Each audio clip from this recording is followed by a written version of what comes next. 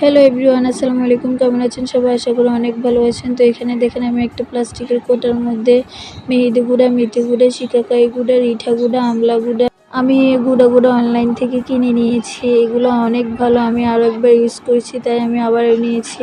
তো আমি এখানে একটা বাটি নিয়ে নিয়েছি। বাটির মধ্যে আমি 4 চামচ গুঁড়ো মেথি, শিকাকাই, রিঠা, আমলা এই গুঁড়ো আমি 4 চামচ নিয়ে নিয়েছি। নিয়ে নেওয়ার পর আমি এখানে চায়ের লিকার নিয়ে নিয়েছি। চায়ের লিকারটা এবার আমি এটার মধ্যে অল্প করে দিয়ে দিব। অল্প করে দেওয়ার পর আমি মিক্স করে নেব। আসলে এই হেয়ার প্যাকটা চুলের জন্য এত ভালো আমি ইউজ করি, আমি জানি। আসলে যারা ইউজ করে তারা জানে এই হেয়ার প্যাকগুলো চুলের জন্য কতটা ভালো, কতটা কার্যকর।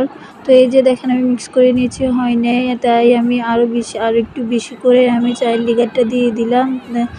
বেশি করে দিয়ে দেওয়ার কারণ হলো এই যে উপাদানগুলো, সবগুলো উপাদান এই চায়ের লিকার পানিটা টেনে নিবে উপাদানগুলো। তো এই যে আমি ঢাকনা দিয়ে 1 ঘন্টা আমি ঢেকে দেব। ঢেকে দেওয়ার পর আমি 1 ঘন্টা পর এই যে দেখেন আমি একটা ডিম নিয়ে নিয়েছি আর অর্ধেক লেবু নিয়ে নিয়েছি, কারণ লেবু আমাদের চুলকে কন্ডিশনার করতে সাহায্য করে। তো এই যে দেখেন আমার 1 ঘন্টা পর এই যে দেখেন আমি যে বেশি করে চায়ের লিকারটা দিচ্ছি এটা পুরোটাই টেনে নিচ্ছে উপাদানগুলো। এই যে দেখেন এমনটা মাখা মাখা হয়ে গেছে। তো আমি এবার এটাতে দিয়ে দিব একটা ডিম। পুরোপুরি ডিমটা আমি ভেঙে দিয়ে দিব। আপনারা চাইলে লালাটাও দিতে পারেন, আবার চাইলে কুসুমটা সহ দিতে পারেন। তো এখানে দিয়ে দিলাম 1 পিস লেবু। লেবুটা দিয়ে দেওয়ার পর আমি মিক্স করে নেব ভালোভাবে। এই যে দেখেন মিক্স করে নিচ্ছি। মিক্স করে নেওয়ার পর আসল যে ইনগ্রেডিয়েন্টস সেটা হলো টক দই। এই টক দইটা দিব আমি 4 টেবিল চামচের মতন। টক দইটা দিয়ে দেওয়ার পর আমি ভালোভাবে মিক্স করে নেব।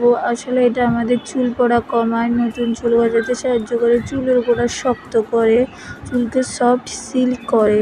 শ্যাম্পু করার পর চুলটা অনেক ঝরঝরে সফট সিল্ক হয়ে যায়। আমি এটা আমার মাথায় 40 মিনিট রেখে আমি শ্যাম্পু করে ফেলবো। তো আমার ভিডিওটি যদি ভালো লেগে থাকে আমার চ্যানেলটি সাবস্ক্রাইব করে, লাইক, কমেন্ট, শেয়ার করে আমার চ্যানেলের পাশে থাকবেন। ধন্যবাদ সবাইকে।